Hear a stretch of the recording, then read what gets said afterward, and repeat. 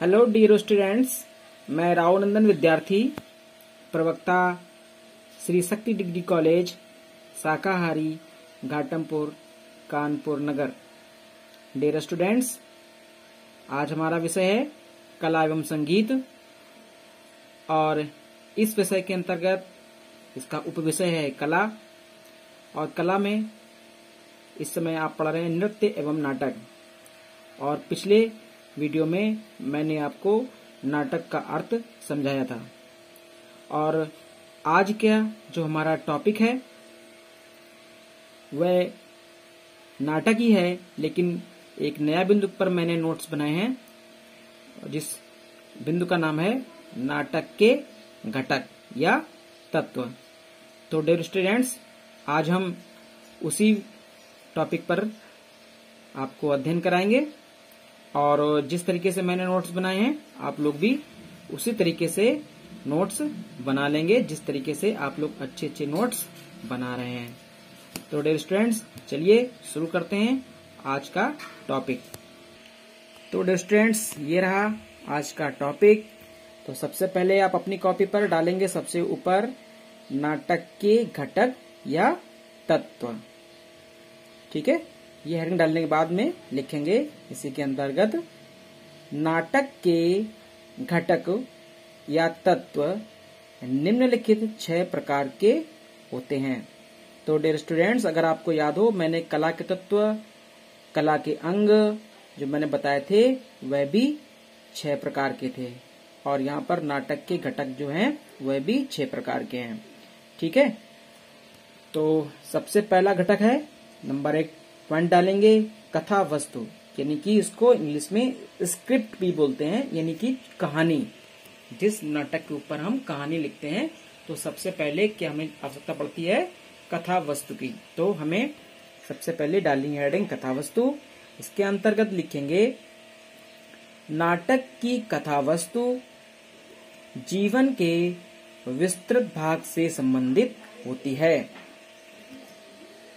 कथा वस्तु अनेक अंकों और दृश्यों में धीरे धीरे विकसित होती है, इसलिए इसे बहुनाटक भी कहते हैं। बहुकी नाटक भी कहते हैं। ये डाला हुआ बहुकी नाटक। नाटक में मुख्य एवं प्रासंगिक कथा वस्तु एक दूसरे से लिपटी हुई चलती है। इसमें विभिन्न पात्रों के चरित्र चित्रण का अवसर मिलता है। तो स्टूडेंट्स, आपने किसी ने भी अगर मूवी देखी हो या आपने नाटक देखे हो, सीरियल्स देखे हो, तो उसमें आपने देखा होगा कि कहानी जो होती है उसमें 2 कहानी होती है। एक मेन कहानी होती है और इसकी एक सब्स्टिट्यूट कहानी होती है जो कभी कभी वो उसके बीच बीच में चलती रहती है। ठीक है, वो मुख्य कहानी नहीं होती, लेकिन जैसे कि मान लो कोई कैरेक्टर है, कोई हीरो है और उस हीरो के साथ में कहीं अन्य प्रकार की भी घटनाएं, जैसे कि हास्यास्पद है तो उसमें किसी कॉमिक कैरेक्टर का रोल बीच बीच में डाल देते हैं, या वहां पर किसी और तरीके का जो है जो जिससे कि हीरो का मूल पात्र का कोई लेना देना नहीं होता, उसके बावजूद भी उस कहानी का अंश वहां पर रखा जाता है। तो वह कौन सी होता है, वह उसकी जो प्रासंगिक का जो कथा वस्तु होती है वो एक दूसरे से लिपटी हुई चलती है। ठीक है, नंबर दूसरा पॉइंट है हमारा संरचना। संरचना में क्या है, स्ट्रक्चर, यानी कि पूरी बॉडी जो कहानी है उसकी जो है बनावट किस तरीके से बननी है, उसकी जो आधार बीच बीच में क्या होने हैं, वह उसके अंतर्गत संरचना के अंतर्गत ये सभी आते हैं। इसके अंतर्गत लिखिए नाटक के तत्वों में नाट्य संरचना को प्रमुख स्थान प्राप्त है। नाट्य संरचना और रंगमंच एक दूसरे से अभिन्न रूप से जुड़े हैं। किसी भी नाटक की सफलता नाट्य संरचना की संपूर्णता पर निर्भर करती है। इसमें अभिनय 4 प्रकार का माना जाता है। नंबर 1 वाचिक, नंबर 2 कायिक, नंबर 3 आहार्य और नंबर 4 है सात्विक। ठीक है। तो यहाँ पर वाचिक का मतलब सीधा सा है कि जो बोलने वाला, ठीक है, जो ओरली जो डायलॉग्स होते हैं उनको बोला जाता है। कायिक का मतलब है कि उसका कर्म से, ठीक है, उसको जो किस तरीके से उसकी जो शैली है उससे। आहार्य है कि हमने किस चीज से उसको अपने वाणी में उसको अपने नाटक में उसको एडजस्ट किया है, अवतरण किया है या उसकी नकल की है, ठीक है। और सात्विक, सात्विक मतलब उसको शांत में साधारण रूप में उसको प्रस्तुत करना और अपने दर्शकों को आसानी से समझाना, ठीक है। तो ये 4 प्रकार की जो है इसमें अभिनय क्रियाएं 4 प्रकार की मानी जाती हैं। वाचिक अभिनय वाणी द्वारा ही संभव होता है। वाचिक अभिनय से ही मंच की सफलता निर्भर करती है। मूक अभिनय भी मंच पर प्रस्तुत किए जाते हैं और दर्शकों पर अपना पूर्ण प्रभाव डालते हैं। तो यहाँ पर 2 तरह की बात हो रही है। आपने नाटक देखे होंगे, मंच पर कुछ भी देखा होगा। अगर सोचो कि मंच पर कुछ भी ना हो, साउंड ना हो, तो कैसा लगेगा? जब आवाज ही समझ में नहीं आती है तो उनको नाटक भी समझ में नहीं आता। इसलिए वाचिक जो होता है, यानी कि जो बोला जाता है, वह बहुत ज्यादा प्रभावी होता है दर्शकों को सुनने के लिए, ठीक है। आपने कभी देखा होगा टीवी पर कभी कभी आवाज सिग्नल ठीक से नहीं आते हैं तो पिक्चर क्लियर नहीं आता है, तो आवाज भी क्लियर से नहीं आती है, तो हमको वह देखने में हमको उलझन होने लगती है, ठीक है। तो इसी तरीके से रंगमंच पर भी जब आवाज क्लियर नहीं आती है तो नाटक हमको बोरिंग लगने लगता है। आगे लिखेंगे, वाणी की सफलता के लिए नाट्यचार्यों के काव्यशास्त्र, स्वर शास्त्र और व्याकरण को भी आवश्यक माना गया है। संगीत का सामंजस्य नाट्य संरचना में और भी अधिक आकर्षक और प्रभाव उत्पन्न कर देता है।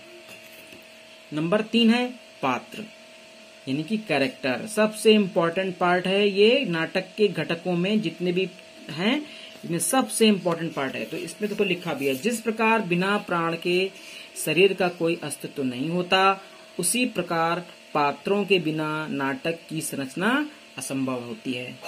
कथा वस्तु कैसी भी हो, बिना पात्र के मंचन संभव नहीं है। अतः पात्र ही नाटक के प्राण हैं। तो आप भी सोच सकते हैं कि बिना हीरो हीरोइन के, बिना किसी कैरेक्टर के अगर आपको कोई नाटक सुनाया जाएगा तो आपको उतना अच्छा वो नहीं लगेगा। मंच खाली रहेगा अगर पात्र ही नहीं होंगे। तो आप समझ सकते हैं कि किसी भी नाटक के लिए कि पात्र कितना इम्पोर्टेंट है।